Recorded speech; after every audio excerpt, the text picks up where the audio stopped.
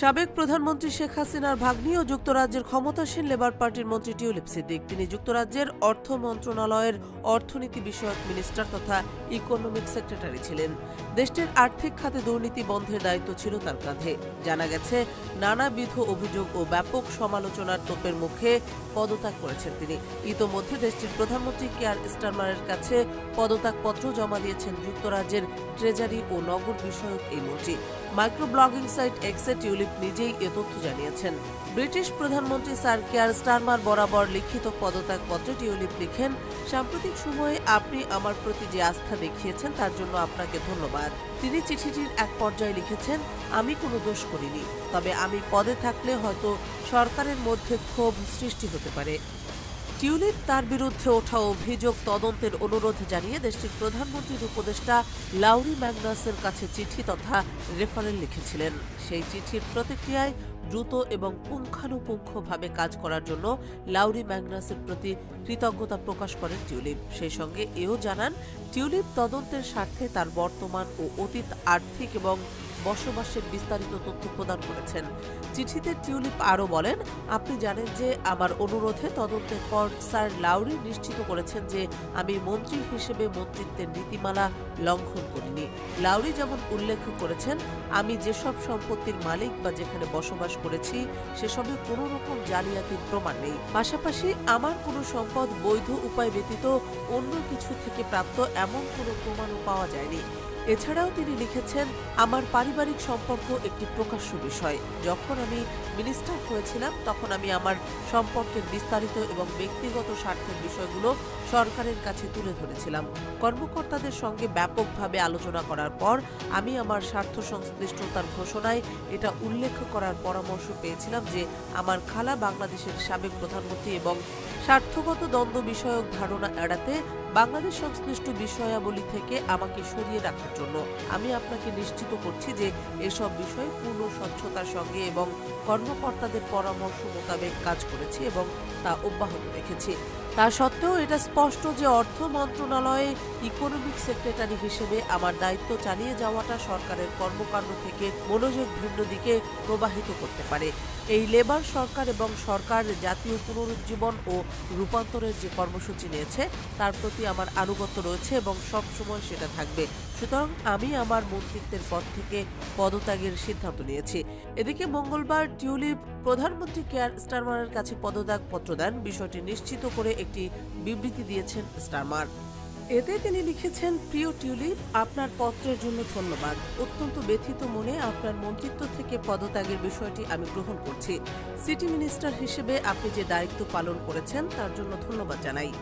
টিউলিপের বিরুদ্ধে কোনো ধরনের অসঙ্গতি পাওয়া যায়নি দাবি করে ব্রিটিশ প্রধানমন্ত্রী বলেন, আপনার পদত্যাগপত্র গ্রহণের সঙ্গে আমি পরিষ্কার করতে চাই, আমার স্বাধীন পরামর্শক স্যার লরি ম্যাগনাস আমাকে নিশ্চিত করেছেন তিনি আপনার বিরুদ্ধে মিনিস্ট্রিয়াল কোড ভঙ্গ এবং আর্থিক অসঙ্গতির কোনো প্রমাণ পাননি।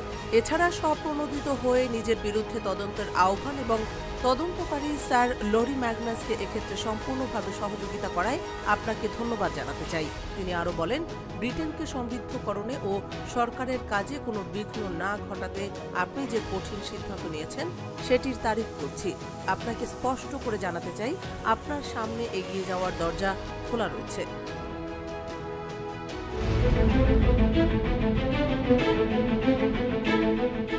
ফিলিস্তিনের গাজা উপত্যকায় গত 15 মাস ধরে চলা দখলদার ইসরায়েলি বাহিনীর আগ্রাসন স্থগিত হওয়ার আভাস পাওয়া যাচ্ছে। যুদ্ধবিরতি আর জিম্মিদের মুক্তির বিষয়ে কাতারের দোহায় আলোচনা আবার শুরু হয়েছে।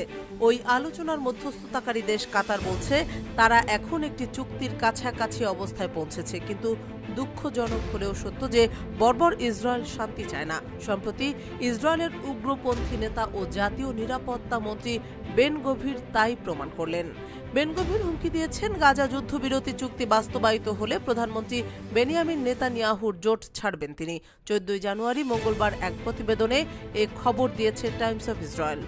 বেন গভির বলেছেন, এই চুক্তি বাস্তবায়ন ঠেকানো এবং হামাসের কাছে ইসরায়েলের আত্মসমর্পণ রোধ করার এটি শেষ সুযোগ। গাজার যুদ্ধে 400 এর বেশি ইসরায়েলি প্রতিরক্ষা বাহিনীর সেনা নিহত হয়েছে। তাদের মৃত্যু যেন বৃথা না যায় তা নিশ্চিত করতে হবে। বেন গভির নেতানিয়াহুর যুদ্ধকালীন মন্ত্রিসভার একজন বিতর্কিত সদস্য।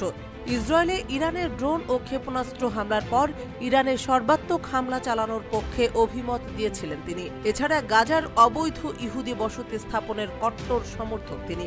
গেল সোমবার বেন গভির দাবি করেছেন, গত 1 বছরে তিনি একাধিকবার হামাসের সাথে জিম্মি মুক্তি চুক্তি ব্যর্থ করেছেন। একই সঙ্গে মন্ত্রিসভার আরেক উগ্রপন্থী নেতা এবং অর্থমন্ত্রী বেজালেল স্মোট্রিচকে আবারও চলমান চুক্তি আলোচনা ব্যর্থ করতে তার সাথে যোগ দিতে আহ্বান জানিয়েছেন। বেন গভিরের এমন মন্তব্য কয়েকজন জিম্মির আত্মীয় ও বিরোধী আইন প্রণেতাদের কাছ থেকে তীব্র সমালোচনার জন্ম দেয়। জিম্মির স্বজনদের অভিযোগ, জোট অক্ষত থাকায় দীর্ঘদিন ধরে প্রধানমন্ত্রী বেনিয়ামিন নেতানিয়াহু গাজায় যুদ্ধবিরতি চুক্তি করছেন না। বেন গভির ও স্মোট্রিচ পূর্বে বলেছেন, তারা গাজা উপত্যকার ফিলিস্তিনি গোষ্ঠী হামাসের বিরুদ্ধে যুদ্ধ শেষ করতে চুক্তি গ্রহণ করা হলে সরকার থেকে সরে দাঁড়াবেন। তবে সাম্প্রতিক দিনগুলোতে স্মোট্রিচ বিশেষভাবে সেই হুমকি পুনরায় উল্লেখ করেননি। এক্সে দেওয়া এক পোস্টে কট্টর ডানপন্থী মিত্র স্মোট্রিচকে বেন গভির বলেছেন, নেতানিয়াহুকে বলুন বর্তমান জিম্মি চুক্তির প্রস্তাব কার্যকর হলে আমরা জোট ছেড়ে দেব। তিনি বলেন, আমি আমার সহকর্মী মন্ত্রী বেজালেল স্মোট্রিচকে আমার সাথে যোগ দেওয়ার জন্য আহ্বান জানাচ্ছি এবং একসাথে আমরা নতুন চুক্তির বিরুদ্ধে কাজ করব। গত বছর জুড়ে আমাদের রাজনৈতিক শক্তি ব্যবহার করে আমরা এই চুক্তিকে এগিয়ে যাওয়া থেকে বিরত রাখতে পেরেছি। বেন গভিরের ভাষ্য, এটি হামাসের কাছে আত্মসমর্পণ চুক্তি। অবশ্য কট্টরপন্থী এই নেতা নিশ্চিত করেছেন, তারা বিরোধী দলে থাকলেও প্রধানমন্ত্রীকে ক্ষমতা থেকে নামাবে না।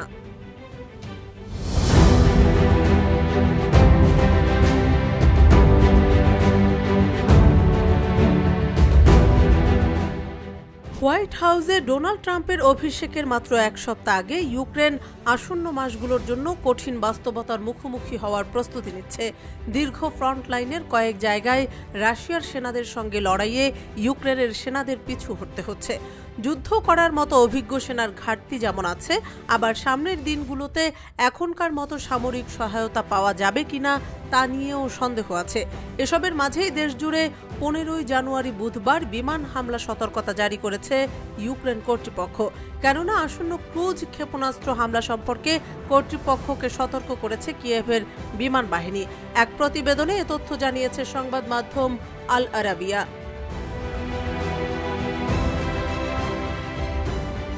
ইউক্রেনীয় বিমান বাহিনী এক টেলিগ্রাম পোস্টে কেন্দ্রীয় ইউক্রেনীয় শহরের কথা উল্লেখ করে বলেছে, ক্রিভিরিগ লুকিয়ে পড়ো, দক্ষিণ দিক থেকে একটি ক্ষেপণাস্ত্র তোমার দিকে আসছে। এছাড়া পোস্টে উত্তর চেরনিগিভ অঞ্চল, মধ্য পোলতাভা অঞ্চল এবং দক্ষিণ মাইকোলাইভ অঞ্চলের দিকেও ক্ষেপণাস্ত্র ধেয়ে আসছে বলেও সতর্কতা জারি করা হয়েছে। এতে আরও বলা হয়েছে, ক্রুজ ক্ষেপণাস্ত্রের একটি ঝাঁক রাজধানী কিয়েভের দিকেও যাচ্ছিল। এই সতর্কতা এমন সময় জারি করা হলো যখন ইউক্রেন বলছে তারা প্রায় 3 বছরের যুদ্ধে রাশিয়ার ভূখণ্ডে তাদের সবচেয়ে বড় বিমান হামলা চালিয়েছে এবং ফ্রন্ট লাইন থেকে কয়েকশো কিলোমিটার দূরে অবস্থিত কারখানা এবং জ্বালানি কেন্দ্রগুলিতে আঘাত করেছে। এর একদিন পরই এই সতর্কতা জারি করা হলো। এদিকে রুশ সামরিক বাহিনী কিয়েভের বিরুদ্ধে যুদ্ধে মার্কিন ও ব্রিটিশ ক্ষেপণাস্ত্র ব্যবহার করার অভিযোগ এনেছে এবং প্রতিশ্রুতি দিয়েছে তারা এর জবাব দেবে। অন্যদিকে রাশিয়া বলছে, নবনির্বাচিত মার্কিন প্রেসিডেন্ট ডোনাল্ড ট্রাম্প ও তার শিবিরে ইউক্রেন ইস্যুতে রণক্ষেত্রের বাস্তবতা স্বীকারের লক্ষণ দেখা যাচ্ছে। রাশিয়া এটিকে ইতিবাচক সংকেত হিসেবে দেখছে এবং ট্রাম্পের যুদ্ধ সমাধানের পরিকল্পনা পর্যালোচনা করার প্রস্তুতি নিচ্ছে। খবরটি প্রকাশ করেছে ব্রিটিশ বার্তা সংস্থা রয়টার্স। গেল মঙ্গলবার এক সংবাদ সম্মেলনে রাশিয়ার পররাষ্ট্রমন্ত্রী সের্গেই লাভরভ বলেছেন, 20 জানুয়ারি দায়িত্ব গ্রহণের পর ট্রাম্প ইউক্রেন সংকট সমাধানের যে পরিকল্পনা উপস্থাপন করবেন, মস্কো তা পর্যালোচনা করতে প্রস্তুত। লাভরভ জানান, ট্রাম্প প্রশাসন ইউক্রেন ইস্যুতে বাস্তবতার কথা উল্লেখ করতে শুরু করেছে, যা ইতিবাচক অগ্রগতি। ক্রেমলিন জানিয়েছে, প্রেসিডেন্ট ভ্লাদিমির পুতিন ও ট্রাম্পের মধ্যে বৈঠকের ব্যাপারে তারা উন্মুক্ত। ট্রাম্প সোমবার বলেছিলেন, এ বৈঠক খুব শিগগিরই হতে পারে।